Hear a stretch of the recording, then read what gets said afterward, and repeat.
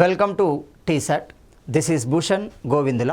ఈరోజు మనం తెలంగాణ ఉద్యమంలో భాగంగా జేఏసీ నిర్వహించిన కార్యక్రమాలలో అతి ముఖ్యమైన కార్యక్రమాలు 1 మిలియన్ మార్చ్, 2 తెలంగాణ మార్చ్ అంటున్నాం. ఇవి కూడా సబ్బండ వర్గాలని ప్రజానికాన్ని చైతన్యపరిచాయి. తెలంగాణ రాష్ట్రం ఏర్పడాలి, ఏర్పడితేనే సమస్యలకు పరిష్కారం దొరుకుతుంది అనే ఒక భావజాలాన్ని ప్రజల్లోకి తీసుకెళ్లగలిగాయి. మరి ఇలాంటి ఈ మిలియన్ మార్చ్, ఈ తెలంగాణ మార్చ్ ఏ విధంగా నిర్వహించబడింది, ఎవరి నాయకత్వంలో నిర్వహించబడింది, వీటి యొక్క ప్రాధాన్యత ఎంత, ఇవి తెలంగాణ సమాజంపై ఏ మేరకు ప్రభావాన్ని చూపించగలిగాయి, ఉద్యమాన్ని ఏ మేరకు ముందుకు తీసుకెళ్ళగలిగాయి, ఆ విషయాలను గమనిస్తే మిలియన్ మార్చ్ అంటున్నాం. ఆ పేరులోనే కనబడుతుంది చూడండి. మిలియన్ అంటే ఏంటి? మిలియన్ అంటే 10 లక్షలు అవుతుంది. సో మిలియన్ అంటే మనకి 10 లక్షలు అవుతుంది. మరి 10 లక్షలు ఏంటి? ఈ 10 లక్షల జనాభా, తెలంగాణ 10 లక్షల ప్రజానికం ఒకేసారి ట్యాంక్ బండ్పై రావడం జరుగుతుంది. అందుకే గరికపాటి నరసింహారావు ఏమన్నాడు? 10 లక్షల తెలంగాణ ఎద్దులు ట్యాంక్ బండ్పై పరిగెడుతున్నాయి, ట్యాంక్ బండ్పై ఉన్న కట్టడాలకి, ట్యాంక్ బండ్పై ఉన్న విగ్రహాలకి ఎలాంటి హాని ఉండబోదు అని ఒక చమత్కరించడం జరుగుతుంది. సో ఇలాంటి ఈ తెలంగాణ మార్చ్ ఏ విధంగా ఎప్పుడు నిర్వహించబడింది, మరి దేన్ని ప్రాతిపదిక చేసుకొని నిర్వహించబడింది? ఒక సహాయ నిరాకరణాన్ని గమనిస్తే 1920 జాతీయోద్యమంలో జరిగిన సహాయ నిరాకరణాన్ని ప్రాతిపదికగా తీసుకుంది. ఒక సకల జనుల సమ్మెను గమనిస్తే అది కేవలం జాతీయోద్యమంలో జరిగిన క్విట్ ఇండియా పంతాని, ఆ వ్యూహాన్ని కలిగి ఉంటుంది. అలాగే మరి ఈ మిలియన్ మార్చ్ దేన్ని ప్రాతిపదికన తీసుకున్నారు, ఎప్పుడు నిర్వహించారు? గమనిస్తే ఇక్కడ 2011 మార్చి 10వ తేదీన అంటున్నాం. అంటే మిలియన్ మార్చ్ అనగానే మార్చ్ 10 అవుతుంది. 10 మనకు సింపుల్గా గుర్తుంటుంది, మిలియన్ అనగా 10 లక్షలు అని క్లియర్గా 2011 మార్చి 10న మార్చ్ 10వ తేదీ అంటున్నాం. ఎప్పుడు మరి ఆ రోజు? గురువారం రోజున అవుతుంది. మనకి ఎక్కువగా ఉద్యమంలో బుధవారం గురువారాలు వస్తాయి చూడండి. మనకు చిదంబరం మొదటి ప్రకటన బుధవారమే, చిదంబరం రెండవ ప్రకటన బుధవారమే, జేఏసీ ఏర్పాటు గురువారమే. అలాగే ఇక్కడ 2011 మార్చి 10వ తేదీ గురువారం రోజున తెలంగాణ ఉద్యమ చరిత్రలో ప్రత్యేక స్థానాన్ని కలిగి ఉంటుంది మిలియన్ మార్చ్. మరి దీని యొక్క స్ఫూర్తిని ఎక్కడి నుండి తీసుకున్నారు? ఈ ఉద్యమాన్ని నిర్వహించడం కోసం లేదా ఈ కార్యక్రమాన్ని నిర్వహించడం కోసం కావలసిన చైతన్యాన్ని ఎక్కడి నుండి తీసుకున్నారు అంటే ఈజిప్ట్ నుండి తీసుకోవడం జరుగుతుంది. మరి ఈజిప్ట్లో ఏం జరిగింది అంటే 2011వ సంవత్సరంలోనే ఈజిప్టుకు సంబంధించిన అధ్యక్షుడు ఎవరు? హోస్నీ ముబారక్. సో హోస్నీ ముబారక్ అంటున్నాం. సో ఈ హోస్నీ ముబారక్ మీద తిరుగుబాటు అనేది జరిగింది. దాదాపు 50,000 మంది ఈజిప్షియన్లు అంటున్నాం. అంటే ఈజిప్ట్ వాసులు అని అర్థం. సో ఈ ఈజిప్ట్ వాసులు ప్రభుత్వంపై తిరుగుబాటు చేశారు. ఎక్కడ? తెహ్రీ చౌక్ అనే ప్రదేశంలో. తెహ్రీ చౌక్. సో చౌక్ అంటే కూడలి అని అర్థము, 4 కూడలులు అని అర్థము. ఇది మీకు సింధు నాగరికతలో కూడా కనబడుతుంది. దాన్ని మనం ఏమంటాం? గ్రిడ్ అంటాం. చూడండి, గ్రిడ్ అంటాం. సో ఇక్కడ చౌక్ అంటాం. తెహ్రీ చౌక్ కేంద్రంగా ఈజిప్టులో ముబారక్ ప్రభుత్వాన్ని వ్యతిరేకించారు ప్రజలు. ఒక బలమైన ఉద్యమాన్ని, బలమైన తిరుగుబాటును, బలమైన ఆందోళనను చేపట్టడం జరుగుతుంది. ఆ ఆందోళనను ఆధారంగా చేసుకొని స్ఫూర్తిగా మనకి మిలియన్ మార్చ్ అనేది నిర్వహించబడడం జరిగింది. మరి ఇలాంటి ఈ మిలియన్ మార్చ్ తెలంగాణ కేంద్రంగా ఏ విధంగా నిర్వహించబడింది, క్రమంగా ప్రభుత్వం మీద ఏ విధమైన ఒత్తిడి తీసుకురాగలిగింది గమనిస్తే ఈ ఉద్యమంలో లేదా ఈ కార్యక్రమంలో దాదాపుగా 10 లక్షల మంది తెలంగాణ ప్రజానికం పాల్గొన్నారు. ప్రభుత్వం ఎన్ని నిర్బంధాలు విధించినప్పటికీ, ఇలాంటి 144 సెక్షన్ విధించినప్పటికీ, ప్రభుత్వం అంతర్గతంగా ఒత్తిడి తెచ్చినప్పటికీ 10 లక్షల మంది ట్యాంక్ బండ్పై పరిగెత్తారు. చూడండి, ట్యాంక్ బండిని చేరుకోవడం జరుగుతుంది. ఆ దృశ్యాన్ని చూడడానికే కనువిందుగా ఉంటుంది. చూడండి, దాదాపు 10 లక్షల మంది ట్యాంక్ బండిపై నిలబడడం అంటే అర్థమవుతుంది. ట్యాంక్ బండి అంటే ఏమీ లేదు, ఉస్మాన్ అవుతుంది. అంటే ఇక్కడ క్లియర్గా ఇబ్రహీం కులీ కుతుబ్ షా అతని యొక్క అల్లుని యొక్క జ్ఞాపకార్థమే వచ్చింది, ఉస్మాన్ అవుతుంది. మనకు క్లియర్గా హుస్సేన్ సాగర్ అనవచ్చు. ఇంకా సింపుల్గా గమనిస్తే ఇక్కడ హుస్సేన్ సాగర్ అన్నాం. చూడండి, హుస్సేన్ సాగర్. ఏంటి హుస్సేన్ సాగర్ అంటే మనకి ఇబ్రహీం కులీ కుతుబ్ షా అన్నాం. ఇబ్రహీం కులీ కుతుబ్ షా అంటున్నాం. కుతుబ్ షా ఏంటి? ఈ ఇబ్రహీం కులీ కుతుబ్ షా యొక్క అల్లుడు హుస్సేన్ షా వలి అంటున్నాం. ఈ హుస్సేన్ షా వలి ఒక సూఫీ సన్యాసి అంటున్నాం. మరి ఆ సూఫీ సన్యాసి జ్ఞాపకార్థం ఆనాటి హైదరాబాద్ ప్రజలకి త్రాగునీటి కోసం కట్టబడిన ఒక ట్యాంక్, అదే మనకి ఏమన్నాం ఈరోజు ట్యాంక్ బండ్గా పిలువబడడం జరుగుతుంది. సో అలాంటి ఈ ట్యాంక్ బండి మీద 10 లక్షల మంది గుమికూడడం జరుగుతుంది. మరి ఎప్పుడు ఏ విధంగా నిర్వహించారు గమనిస్తే 2011 ఫిబ్రవరి 26న తెలంగాణ ఇంటర్ విద్యా జేఏసీ అంటున్నాం. సో ఇంటర్మీడియట్ జేఏసీ వాళ్ళు ఒక కార్యక్రమాన్ని నిర్వహించారు. ఎక్కడ? నాంపల్లి కేంద్రంగా నిర్వహించడం జరుగుతుంది. సో ఆ కార్యక్రమానికి పెట్టిన పేరే ఉద్యోగుల సామూహిక నిరాహార దీక్ష అంటున్నాం. ఈ ఉద్యోగుల సామూహిక నిరాహార దీక్షకి కేసీఆర్ కూడా హాజరు కావడం జరుగుతుంది. ఈ సందర్భంలోనే వచ్చిన ప్రకటన మనకి మిలియన్ మార్చ్ ప్రకటన అవుతుంది. అక్కడ జనగర్జన కేంద్రంగా వచ్చింది, సకల జిల్లాల సమ్మె ప్రకటన వస్తుంది. ఇక్కడ నిరాహార దీక్ష నేపథ్యంలో వచ్చింది ఏమవుతుంది? మిలియన్ మార్చ్ ప్రకటన కేసీఆర్ చేత ప్రకటించబడడం జరుగుతుంది ఈ సందర్భంలో. సో మరి అలాంటి ప్రకటన ఏ విధంగా కొనసాగింది? మార్చి 10వ తేదీన ఇంటర్ పరీక్షలు ఉన్నందున ఉద్యమాన్ని మధ్యాహ్నం కొనసాగించాల్సిన పరిస్థితి ఏర్పడింది. నిర్ణయం తీసుకున్నారు, మార్చి 10న నిర్వహించాల్సిందే. కానీ ఆ రోజు ఇంటర్ విద్య ఎగ్జామ్స్ ఉండడం వల్ల మధ్యాహ్నాన్ని కేటాయించడం జరుగుతుంది. ఎప్పటి నుండి? మధ్యాహ్నం 1 గంట నుండి 4 గంటల మధ్య 4 గంటల మధ్య నిర్వహించడానికి జేఏసీ నిర్ణయం తీసుకుంది. క్రమంగా ప్రజలకి అల్టిమేటాన్ని కూడా జారీ చేసింది. తెలంగాణలోని మారుమూల ప్రాంతం, గ్రామీణ ప్రాంతం నుండి వ్యక్తులు వచ్చారు. దాదాపు 10 లక్షల మంది ట్యాంక్ బండ్ను చేరుకోవడం జరుగుతుంది. అప్పటి ప్రభుత్వం సెక్షన్ 44 ద్వారా నిర్బంధాలను విధించింది. అంతేకాకుండా ట్యాంక్ బండ్ కేంద్రంగా పోలీస్ బలగాలను మోహరించింది. అన్నిటిని ఛేదిస్తూ దాదాపు 10 లక్షల మంది ట్యాంక్ బండ్ను చేరడం జరుగుతుంది. సో ఈ సమయంలో ఉద్యమానికి సంఘీభావం తెలపడానికి, మద్దతు తెలపడానికి ప్రయత్నం చేశారు. అలాంటి రాజకీయ నాయకుల మీద కూడా విద్యార్థులు తిరగబడ్డారు. ఎందుకంటే మీరు ప్రభుత్వంలో ఉన్నారు, ప్రభుత్వం మీద ఒత్తిడి పెంచడం లేదు, రాష్ట్ర ఏర్పాటుకు మీ కృషి జరగటం లేదు. అటు శాసనసభ కేంద్రంగా కానీ, అటు పార్లమెంటు కేంద్రంగా కానీ ప్రభుత్వంపై మీరు ఒత్తిడి పెంచితే ప్రభుత్వం నిర్ణయం తీసుకుంటుంది. కాబట్టి మీరే ఒత్తిడి పెంచాల్సిందే, మీరు అవసరమైతే రాజీనామా చేయాల్సిందే, ప్రభుత్వం మీద తీవ్రస్థాయి ఒత్తిడి తీసుకురావాల్సింది. సో అప్పటికే కోపోద్రేకులుగా ఉన్న విద్యార్థులు వారికి సంఘీభావం తెలపడానికి వచ్చిన వ్యక్తుల మీద దాడి కూడా చేయడం జరుగుతుంది. వాటర్ ప్యాకెట్లతో దాడి కూడా చేయడం జరుగుతుంది. మరలా సంఘీభావం తెలపడానికి వచ్చిన వ్యక్తులు ఎవరు? ఒకరు మధు యాస్కి గౌడ్ అంటున్నాం, మధు యాస్కి గౌడ్ అంటున్నాం.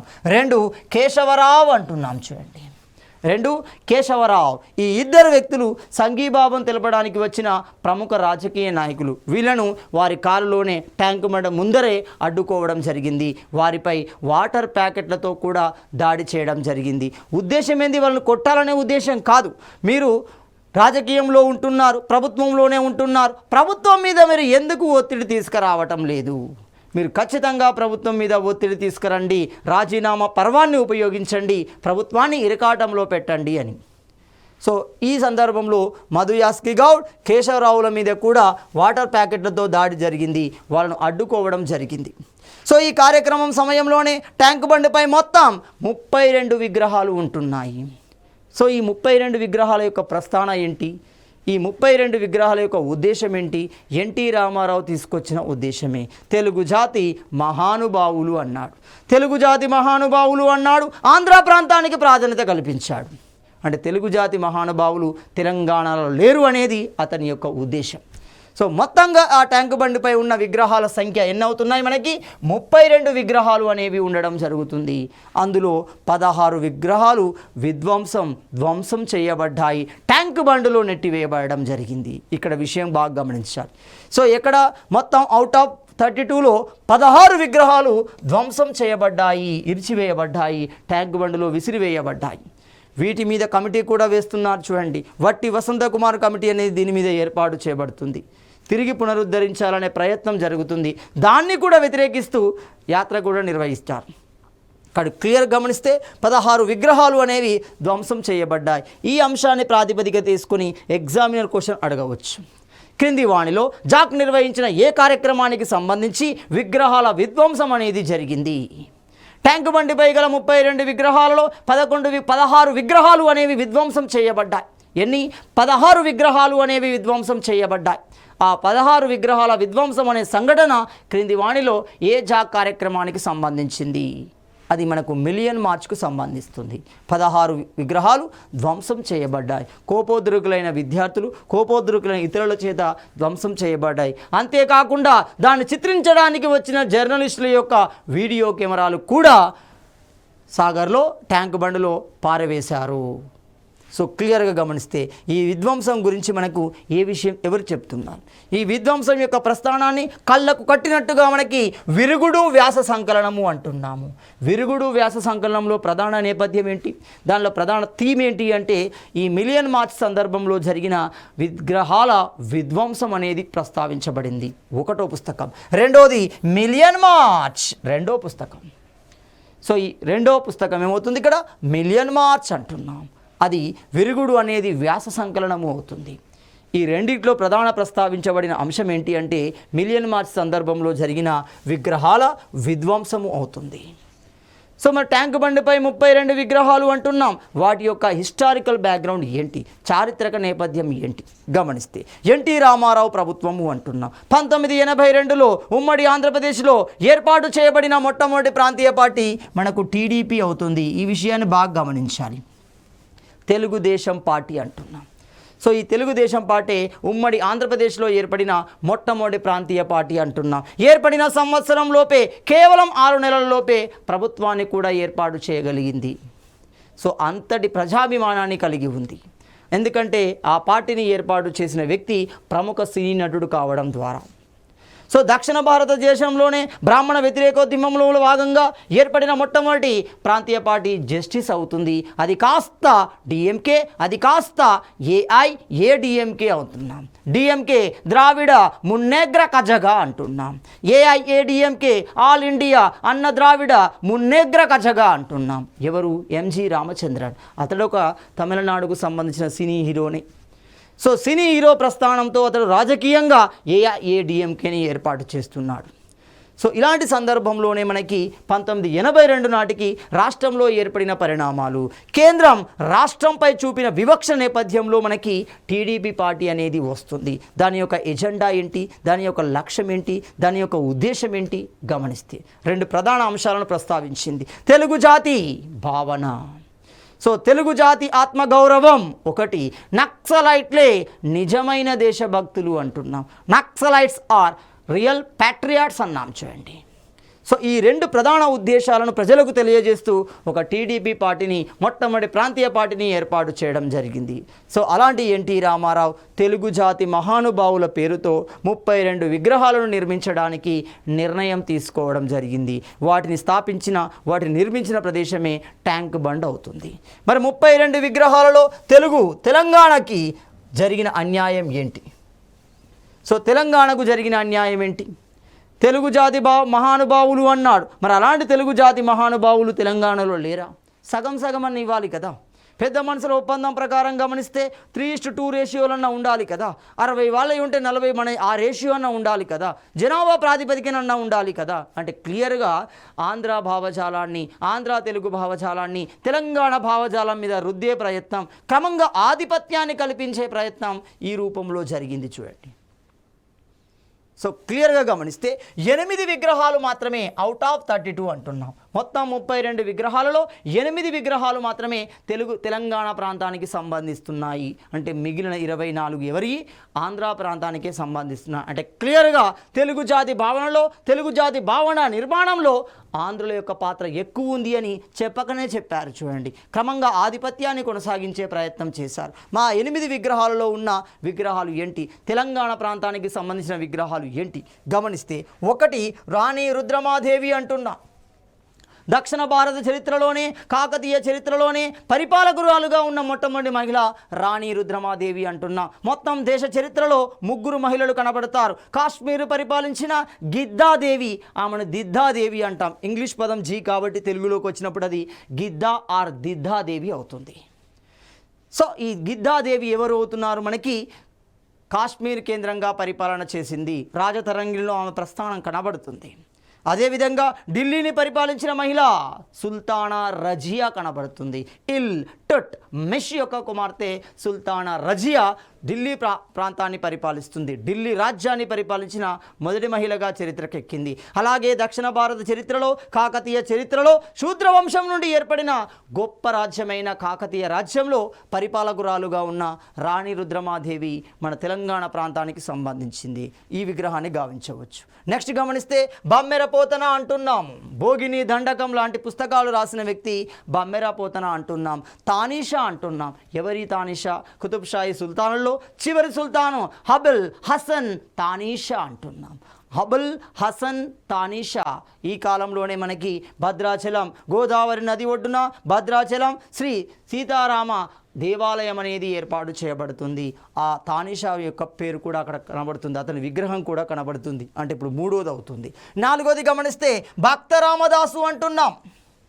ఇతన్నే మనము కంచర్ల గోపన్న అన్నాం.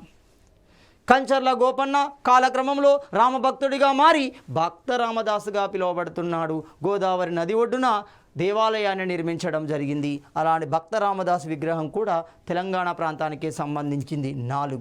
5 మోహినుద్దీన్ అంటున్నాము. 6 సురవరం ప్రతాపరెడ్డి అంటున్నాం. Very very important. Suravaram Pratapa Reddy మనకి 1930 మార్చి నెలలో జరుగుతుంది. ఎక్కడ? జోగిపేట కేంద్రంగా నిజాం ఆంధ్ర జనకేంద్ర సంఘం యొక్క సమావేశం జరుగుతుంది. ఈ సమావేశ ఫలితమే మనకి ఒక రాజకీయ ప్రస్థానం అనేది వచ్చింది. ఆ రాజకీయ ప్రస్థానాన్ని మనం ఏమంటున్నాం? ఆంధ్ర మహాసభ అంటున్నాం. అప్పటి వరకు భాష, సంస్కృతి, అభిప్రాయం, సంస్కృతి అభివృద్ధి కోసం ఏర్పడిన ఒక సంస్థ కాస్త రాజకీయ ప్రస్థానంలోకి వెళ్ళిపోయింది. అలాంటి ఆంధ్ర మహాసభ మొట్టమొదటి సమావేశానికి అధ్యక్షుడిగా ఉన్న వ్యక్తి సురవరం ప్రతాపరెడ్డి అంట. సో అలాంటి సురవరం ప్రతాపరెడ్డి గోల్కొండ పత్రిక, గోల్కొండ కవుల సంచికను కూడా రిలీజ్ చేయడం జరుగుతుంది. ఆంధ్రులకు ధీటుగా తెలంగాణ కేంద్రంగా సాహిత్య భాండాగారం ఎప్పటి నుండో ఉంది అనే విషయాన్ని ప్రొజెక్ట్ చేస్తూ గోల్కొండ కవుల సంచికను కూడా విడుదల చేయడం జరిగింది. అలాంటి సురవరం ప్రతాపరెడ్డి పేరు కూడా, విగ్రహం కూడా ఉంది. 6 గౌతమిపుత్ర శాతకర్ణి, కొమరం భీం లాంటి దాదాపుగా 8 అనేవి తెలంగాణ ప్రాంతానికి సంబంధించిన విగ్రహాలు అనేవి ఏర్పాటు చేయబడ్డాయి. మొత్తం 32 విగ్రహాలలో. ఇది మనకి దేనికి సంబంధించి అంటే తెలుగు జాతి మహానుభావులతో పేరుతో ట్యాంక్ బండ్ కేంద్రంగా ఏర్పాటు చేసిన 32 విగ్రహాలకు సంబంధించి. ఎప్పుడైతే మిలియన్ మార్చ్ జరుగుతుందో, కార్యక్రమం కొనసాగుతుందో, విద్యార్థులు విగ్రహాలను చూసి కోపోద్రేకులయ్యారు. అంటే తెలంగాణ ప్రాంతంలో ఆంధ్ర ఆధిపత్యాన్ని చూసి కోపోద్రేకులయ్యారు. విగ్రహాలపై విధ్వంసాన్ని సృష్టించారు. వాటిని ట్యాంక్ బండ్లో పడవేయడం జరిగింది. అలా పడవేసినవి ఎన్ని అవుతున్నాయి? 16 అవుతున్నాయి. వీటిని పునఃస్థాపించడం కోసం, రిక్రియేట్ చేయడం కోసం, తిరిగి పునఃస్థాపించడం కోసం ఒక కమిటీని వేయడం జరుగుతుంది. ఆ కమిటీకి అధ్యక్షుడు ఎవరు? వట్టి వసంత కుమార్ అంటున్నాం. మేము తెలంగాణ బిల్ ఆంధ్ర అసెంబ్లీలో ప్రవేశపెట్టినప్పుడు మొట్టమొదటిసారిగా ప్రసంగం చేసిన వ్యక్తి వట్టి వసంత కుమారే అవుతున్నాడు. ఆ బిల్లుపై చర్చ చేసిన మొట్టమొదటి వ్యక్తి ఎవరంటే వట్టి వసంత కుమారే అవుతాడు. సో అలాంటి వట్టి వసంత కుమార్ అధ్యక్షతన క్యాబినెట్ కమిటీ అనేది ఏర్పాటు చేయబడింది. కానీ తెలంగాణ ప్రజానికం వ్యతిరేకిస్తుంది. ఆ విగ్రహాలను ససేమిరా అంటుంది. విగ్రహాలను ఎన్నటికీ ఏర్పాటు చేయకూడదు. సో తెలంగాణ ప్రజానికం చేతిలో ఒక కార్యక్రమం అనేది నిర్వహించబడుతుంది. ఆ కార్యక్రమాన్ని మనం ఏమంటున్నాం? తెలంగాణ స్వాభిమాన్ యాత్ర అంటున్నాం. తెలంగాణ సెల్ఫ్ రెస్పెక్ట్ చూడండి, స్వాభిమాన్ యాత్రను నిర్వహించారు. ఏమని? విధ్వంసం చేయబడిన విగ్రహాలను ఎన్నటికీ ఏర్పాటు చేయకూడదు. అవి తెలంగాణ ప్రాంతానికి సంబంధించినవి కావు, తెలంగాణలో ఉండడానికి అర్హత లేనివి కాబట్టి వాటిని ఎప్పటికీ ఏర్పాటు చేయకూడదు అని మరి తెలంగాణ స్వాభిమాన్ యాత్రను ఎవరు నిర్వహించారు, ఎప్పుడు నిర్వహించారు గమనిస్తే ఇక్కడ 2011 మార్చి 14వ తేదీన, మార్చి 10వ తేదీన మిలియన్ మార్చ్ జరిగింది. 14వ తేదీన తెలంగాణ స్వాభిమాన్ యాత్ర నిర్వహించబడింది. ఎక్కడి నుండి నిర్వహించబడుతుంది? ట్యాంక్ బండ్ నుండే నిర్వహించబడుతుంది. మరి ఎవరు నిర్వహించారు దీన్ని? సో 3 సంస్థలు ప్రధాన పాత్ర పోషిస్తున్నాయి. ఒకటి తెలంగాణ జాగృతి అంటున్నాం, కవిత ఆధ్వర్యంలో ఏర్పాటు చేయబడింది. తెలంగాణ సంస్కృతి, తెలంగాణ భావజాలం, తెలంగాణ ఆచార వ్యవహారాల పట్ల ప్రజలలో మరింత అవగాహన, మరింత స్పృహను ఏర్పాటు చేయాలి. దానికోసమే తెలంగాణ జాగృతి అంటాం. ప్రపంచవ్యాప్తం చేసింది తెలంగాణ జాగృతి బతుకమ్మ పండుగని. తెలంగాణ ప్రజానికానికి సంబంధించిన ఒక విశిష్టతని బతుకమ్మ పండుగని ప్రపంచానికి పరిచయం చేయడంలో క్రియాశీలకంగా వ్యవహరించిన సంస్థ తెలంగాణ జాగృతి అంటున్నాం. రెండవది తెలంగాణ రచయితల వేదిక. దీన్నే మనము తెరారే అంటాము, తెరవే అంటున్నాం. చూడండి, తెరవే అంటే తెలంగాణ రచయితల వేదిక అంటాం. తెరాస ఉంటుంది, తెరవే ఉంటుంది. సో ఇక్కడ తెలంగాణ రచయితల వేదిక అన్నాం. 3 సింగిడి రచయితల వేదిక అంటున్నాం. సింగిడి అంటే ఇంద్రధనస్సు అని అర్థం. సో ఇలాంటి 3 సంస్థలు కలిసి, ప్రజా సంస్థలు కలిసి తెలంగాణ స్వాభిమాన యాత్రను నిర్వహించాయి. అంటే ఇప్పుడు క్లియర్గా క్వశ్చన్ వ్యూ చూడండి. తెలంగాణ స్వాభిమాన యాత్ర యొక్క ముఖ్య ఉద్దేశం ఏమిటి అంటే మిలియన్ మార్చ్ సందర్భంలో విధ్వంసం చేయబడిన విగ్రహాలను తిరిగి పునఃస్థాపించడం కోసం ఏర్పాటు చేసిన కమిటీని వ్యతిరేకిస్తూ నిర్వహించబడిన కార్యక్రమం. అడిగే విధానంలో మార్పు ఉంటుంది. చూడండి, మనం చదివే విధానం ఇట్లుంటుంది, వ్యూ అనేది రివర్స్లో వస్తుంది. చూడండి, తెలంగాణ స్వాభిమాన యాత్ర యొక్క ముఖ్య ఉద్దేశం ఏమిటి, ఎందుకు నిర్వహించారు అంటే కారణం ఇది. సో తెలంగాణ స్వాభిమాన యాత్ర క్రింది వాణిలో జాక్ యొక్క ఏ కార్యక్రమం సందర్భంలో నిర్వహించబడింది అంటే మిలియన్ మార్చ్ సందర్భంలోనే వస్తుంది. సో క్లియర్గా ఇలా తెలంగాణ స్వాభిమాన యాత్రని 3 సంస్థలు కలిసి ట్యాంక్ బండ్ కేంద్రంగా ట్యాంక్ బండ్ నుండి ప్రారంభించడం జరుగుతుంది. ఎలాంటి విగ్రహాలు రాష్ట్రం ఏర్పాటు వరకు ఏర్పాటు చేయవద్దు అని హెచ్చరించారు ప్రభుత్వాన్ని. సో మొదటిసారి ఈ కార్యక్రమంలో భాగంగా ప్రభుత్వం మొత్తంగా 10 లక్షల మంది ఎక్కడ ట్యాంక్ బండ్ను చేరుకోవడం జరుగుతుంది. ఈ 10 లక్షల మందిని ఎంత కట్టుదిట్టం చేసినా, ఎన్ని పోలీస్ బలగాలను ఉపయోగించినా, ఎన్ని వెపన్లను ఉపయోగించినా, ఎన్ని వ్యూహాలను ఉపయోగించినా అన్నిటిని ఛేదిస్తూ అందరూ ట్యాంక్ బండ్ను చేరుకోవడం జరుగుతుంది. సో ఈ జన సమూహాన్ని కట్టడి చేయడం కోసం మొదటిసారిగా టియర్ గ్యాస్ను కూడా ఉపయోగించడం జరుగుతుంది. సో టియర్ గ్యాస్ను ఉపయోగించి కూడా ఈ జన సంద్రోహాన్ని విచ్ఛిన్నం చేసే ప్రయత్నం కూడా చేయడం జరిగింది. స్వయంగా జాక్ కన్వీనర్గా ఉన్న కోదండరామును అరెస్టు చేశారు. సాయంత్రం 5 గంటలకి విడుదల చేయడం జరుగుతుంది. సో విడుదల చేసిన ఆ కోదండరాం ఉద్యమంలో పాల్గొన్న జనసంద్రాన్ని చూసి, సో ఇదే సందర్భంలో ఉద్యమంలో 10 లక్షల మంది పాల్గొన్నారు అన్నారు. 10 లక్షల మందిని ట్యాంక్ బండిపై ఊహించుకోండి. సో ఆ సంఘటనని చిత్రీకరించిన, ఆ సంఘటనని చమత్కరించిన వ్యక్తి గరికపాటి నరసింహారావు. ఎలా చమత్కరించారు, ఎలా స్పందించాడు ఆ విషయాన్ని చూసి, ఆ జనసంద్రోహాన్ని చూసి స్పందించిన విధానం, 10 లక్షల తెలంగాణ ఎద్దులు ట్యాంక్ బండ్పై పరిగెడుతున్నాయి. 10 లక్షల తెలంగాణ ఎద్దులు ట్యాంక్ బండ్పై పరిగెడుతున్నాయి. దానివల్ల విగ్రహాలకు ఎలాంటి హాని ఉండబోదు. ఎందుకు ఉండదు? తీసుకెళ్ళి ట్యాంక్ బండ్లో పడేశారు. సో క్లియర్గా ఆ స్టేట్మెంట్ ఇచ్చిన వ్యక్తి ఎవరంటే గరికపాటి నరసింహారావు. ఇప్పుడు దీన్ని బేస్ చేసుకొని కూడా క్వశ్చన్ అడగవచ్చు.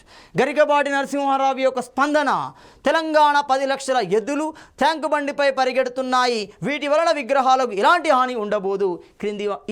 క్రింది వాణిలో జాక్ యొక్క ఏ కార్యక్రమాన్ని ప్రస్తావిస్తుంది? మిలియన్ మార్చ్ కార్యక్రమాన్ని ప్రస్తావిస్తుంది. సో ఇలా ఒక గొప్ప చారిత్రక నేపథ్యంగా మనకి మిలియన్ మార్చ్ అనేది కొనసాగింది. సో ఇలాంటి క్రమంలోనే తెలంగాణ మార్చ్. సో తెలంగాణ మార్చిని మనం చరిత్రలో ఏమంటున్నాం? సాగర హారం అంటున్నాం. సాగరం మనకి ఉస్మాని అవుతుంది. చూడండి, హారం అంటే దండ. ఆ జనసముద్రం ఆ సాగరానికి హారంగా ఉంటుంది. ఈ పదాన్ని మొదటిసారిగా ప్రతిపాదించిన వ్యక్తి గద్దర్. గద్దర్ని మనం ఏమంటాం? గుమ్మడి విఠలరావు అంటున్నాం. అలాంటి గుమ్మడి విఠలరావు అతని యొక్క సంకలనాన్ని అతని పేరుగా మార్చుకోవడం జరుగుతుంది. పాటల సంకలనాన్నే గద్దర్నే తన పేరుగా మార్చుకోవడం జరుగుతుంది. అలాంటి గద్దర్ ప్రతిపాదిస్తే క్రమంగా జేఏసీ దాన్ని ఆమోదించడం జరిగింది. సో తెలంగాణ మార్చ్ ఏ విధంగా కొనసాగించింది? సో తెలంగాణ మార్చ్ యొక్క ఉద్దేశం ఏంటి? ప్రధాన డిమాండ్ ఏంటి? సో డిమాండ్ని కనుక గమనిస్తే రాజ్యాంగం సూచించిన ప్రకారం, సో రాజ్యాంగం ఎక్కడ చూపిస్తుంది? రాష్ట్ర ఏర్పాటు ప్రక్రియను ఎక్కడ చూపిస్తుంది అంటే ఆర్టికల్ 3లో చూపిస్తుంది. చూడండి, సో ఆర్టికల్ 3లో చూపిస్తుంది. చూడండి, ఒక రాష్ట్రం ఏర్పాటు చేయడం, ఒక రాష్ట్ర సరిహద్దును మార్చడం, ఒక రాష్ట్ర వైశాల్యాన్ని పెంచడం, ఒక రాష్ట్ర వైశాల్యాన్ని తగ్గించడం, ఒక రాష్ట్ర పేరును మార్చడం, ఇలాంటి అంశాలు మొత్తం అక్కడ ప్రస్తావించబడ్డాయి. దాన్ని ఆధారితంగా చేసుకొని అడుగుతున్నాడు. సో రాజ్యాంగం సూచించిన ప్రకారం కేంద్రం వెంటనే తెలంగాణ రాష్ట్ర ఏర్పాటు బిల్లును పార్లమెంటులో ప్రవేశపెట్టాలి, రాష్ట్రాన్ని ఏర్పాటు చేయాలి. అలా ప్రభుత్వాలపై ఒత్తిడి తీసుకురావాలి. ఇక్కడ ప్రభుత్వాలు అంటున్నాము. రాష్ట్రంతో ఒత్తిడి చేస్తే రాష్ట్రం కేంద్రం మీద ఒత్తిడి తెస్తుంది, క్రమంగా రాష్ట్రం ఆవిర్భవిస్తుంది. అది తెలంగాణ మార్చ్ యొక్క ప్రధాన డిమాండ్ అవుతుంది. సో ఆ డిమాండ్ ప్రాతిపదికన ఇది ఎప్పుడు నిర్వహించబడింది అంటున్నాం. 2012 సెప్టెంబర్ 30వ తేదీన నిర్వహించబడడం జరుగుతుంది. అది మార్చి 10, 2011 అయితే ఇది 2012 సెప్టెంబర్ 30న నిర్వహించబడడం జరిగింది. మరి ఎవరు నిర్వహించారు? ఎవరి నేతృత్వంలో ఇది నిర్వహించబడింది? గమనిస్తే రాజకీయ జేఏసీ తలపెట్టిన కార్యక్రమమే తెలంగాణ మార్చ్ అంటున్నాం. రాజకీయ జేఏసీ, పొలిటికల్ జేఏసీ, PJAC అంటాం. చూడండి, పొలిటికల్ జాయింట్ యాక్షన్ కమిటీ అంటున్నాం. అది నిర్వహించిన కార్యక్రమమే తెలంగాణ మార్చ్. మరి తెలంగాణ మార్చ్కి మనకు చరిత్రలో ఏమంటున్నాం? సాగరహారము అంటున్నాం. దీని అర్థం కూడా చాలా సందర్భాల్లో అడిగారు. సో సాగరం, ఆ సాగరం ఏంటి? సో హారం అనేది దండ అవుతుంది. సో మనకి ఇబ్రహీం కులీ కుతుబ్ షా అతని అల్లుని జ్ఞాపకార్థం నిర్మించబడిన కట్టడమే ఆ సాగరం అవుతుంది. సో గద్దర్ మొదటిసారిగా సాగరహారం అనే పేరును ప్రతిపాదించాడు. సో దీనిని రాజకీయ జేసీ 2012 సెప్టెంబర్ 24న ఆమోదించింది. ఇది బాగుంది పేరు. ఎందుకంటే ఈ జనసంద్రోహం సాగరం మీద నిలబడితే సాగరానికి ఒక దండలాగా, ఒక హారంలా కనబడుతుంది. చూడండి, ఆ వ్యూ మనం పై వ్యూ నుండి చూడండి. ఒక రోబోటిక్ వ్యూలో కనుక గమనిస్తే, మనం ఒక పై నుండి వ్యూని కనుక గమనిస్తే క్లియర్గా ఒక దండలాగా కనబడుతుంది. చూడండి, అందుకే గదర్ ఆ విషయాన్ని ఆలోచించి సాగరహారము అన్నాడు. ఎందుకంటే మిలియన్ మార్చ్ సందర్భంలో గమనించాడు అక్కడ. సో దీనికి ఆ పేరును ప్రతిపాదించిన వ్యక్తి అతడైతే దాన్ని ఆమోదించింది రాజకీయ జేఏసీ. ఎప్పుడు అంటే 2012 సెప్టెంబర్ 24న. సో ఆ పేరు ఖరారు చేయడంతో చరిత్రలో తెలంగాణ మార్చినే మనము సాగరహారము అంటున్నాం. 2012 జూలై 7న కేంద్రం రాష్ట్రం మెడలు వంచి ప్రత్యేక తెలంగాణ సాధనకి సెప్టెంబర్ 30న హైదరాబాద్ నందు తెలంగాణ మార్చ్ నిర్వహించబడుతుంది. సో మరి ఈ తెలంగాణ మార్చ్ యొక్క ప్రకటన ఎప్పుడు జరిగింది? ప్రతి ఉద్యమ ప్రకటన ప్రతి సందర్భంలో జరుగుతుంది. చూడండి, సో ఒక సకల జనుల సమ్మె అనేది జనగర్జన సమావేశంలో కేసీఆర్ చే ప్రకటించబడింది. క్లియర్ కాబట్టి ఒక్కొక్క దానికి ఒక్కొక్క సందర్భం అనేది కనబడుతుంది. మరి అలాగే ఇక్కడ మనం గమనిస్తే కోదండరాం ప్రకటించాడు. ఎప్పుడు ప్రకటించాడు? 2012 జూలై 7నే ప్రకటించాడు. ఏమన్నాడు? అటు కేంద్రం ఇటు రాష్ట్రం రెండు ప్రభుత్వాల యొక్క మెడలు వంచైనా తెలంగాణ రాష్ట్రాన్ని సాధించుకోవాలి, వాటి మీద ఏ విధమైన ఒత్తిడి తెచ్చైనా సాధించుకోవాలి అన్నాడు. సాధించుకోవడం కోసం సెప్టెంబర్ 30న ఒక బృహత్తర కార్యక్రమాన్ని నిర్వహిస్తున్నాము. అదే తెలంగాణ మార్చ్ అవుతుంది. అంతేకాకుండా అదే రోజున షెడ్యూల్డ్ ప్రకటించాడు. మరి ఆ షెడ్యూల్ ప్రకారం గమనిస్తే 2012 సెప్టెంబర్ 9న ఓయూ సమీపంలోని మాణికేశ్వర్ నగర్ అంటున్నాం. ఉద్యమంలో మాణికేశ్వర్ నగర్కి ఒక ప్రస్థానం కనబడుతుంది. ఓయూ కేంద్రంగా జరిగిన అనేక ర్యాలీలకి, విద్యార్థి సమూహం నిర్వహించిన ర్యాలీలకి ఈ మాణికేశ్వర్ నగర్ ఒక అడ్డాగా కనబడుతుంది. సో అలాంటి మాణికేశ్వర్ నగర్ నుండి ర్యాలీలు ప్రారంభించబడుతుంది అని చెప్పారు సెప్టెంబర్ 9వ తేదీన. అంటే అందరినీ ఆ ర్యాలీ నిర్వహించడం ద్వారా విద్యార్థులను అందరినీ చైతన్యపరచాలి, ఉద్యమం పట్ల, నిర్వహించే కార్యక్రమం పట్ల చైతన్యపరచాలి. సెప్టెంబర్ 13న సకల జనుల సమ్మె ఏడాది పూర్తి చేసిన సందర్భంగా జిల్లా, మండల కేంద్రాలలో దీక్షలు నిర్వహించబడతాయి అంటున్నాం. సకల జనుల సమ్మె జరిగి అప్పటికి ఏమవుతుంది? సంవత్సరం దాటుతుంది. కాబట్టి సెప్టెంబర్ 13న అక్కడ సెప్టెంబర్ 13నే స్టార్ట్ అవుతుంది. అక్టోబర్ 24 వరకు 42 రోజులు. కాబట్టి సంవత్సరం పూర్తవుతున్న సందర్భంలో దీక్షలు చేపట్టండి అని చెప్పారు. సెప్టెంబర్ 16న కరీంనగర్ కవాతు పేరుతో ర్యాలీ నిర్వహించబడుతుంది అని చెప్పారు. ఇలా కార్యక్రమాలకు సంబంధించిన షెడ్యూల్ ప్రకటించబడుతుంది. సెప్టెంబర్ 17న తెలంగాణ వ్యాప్తంగా విలీన దినోత్సవాన్ని గొప్పగా నిర్వహించుకోమన్నారు. మనకి ఎప్పుడు 1948 సెప్టెంబర్ 13 నుండి 17 వరకు, సోమవారం నుండి శుక్రవారం వరకు ఆపరేషన్ పోలో సంఘటన జరుగుతుంది. సెప్టెంబర్ 17న హైదరాబాద్ రాజ్యం ఒప్పుకుంటుంది, మేము ఓడిపోయాము, రాజ్యాన్ని భారత యూనియన్లో కలుపుతున్నాము అని. దాన్నే విలీన దినోత్సవము అన్నాం. దాన్ని గొప్పగా నిర్వహించండి అని చెప్తున్నారు. సెప్టెంబర్ 25న రాష్ట్రపతి ప్రణబ్ ముఖర్జీ నిర్వహణకు అనుమతిని కోరుతూ లేఖలు రాశారు. అంటే ఇప్పుడు క్లియర్గా తెలంగాణ మార్చ్ సందర్భంలో రాష్ట్రపతిగా ఉన్న వ్యక్తి ప్రణబ్ ముఖర్జీ అతన్ని కోరుతూ, పర్మిషన్ కోరుతూ మనకు లేఖలు రాయడం జరిగింది. రాజకీయ జేఏసీ వలన ఎలాంటి హాని జరగదు అని అష్యూరెన్స్ ఇచ్చిన తర్వాతనే దీనికి పర్మిషన్ ఇచ్చారు.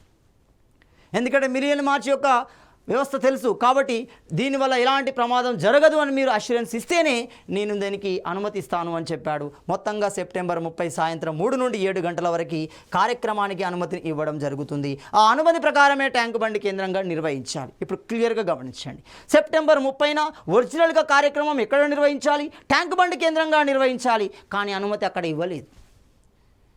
3 నుండి 7 గంటల వరకు పర్మిషన్ ఇచ్చాడు. ఆ పర్మిషన్ ఎక్కడిచ్చాడు అంటే క్లియర్గా నక్లెస్ రోడ్డు నుండి ఇచ్చాడు. చూడండి, సంజీవయ్య పార్క్ వరకు ఇచ్చాడు. అంటే కంట్రోల్ చేయడం ఈజీ అవుతుంది.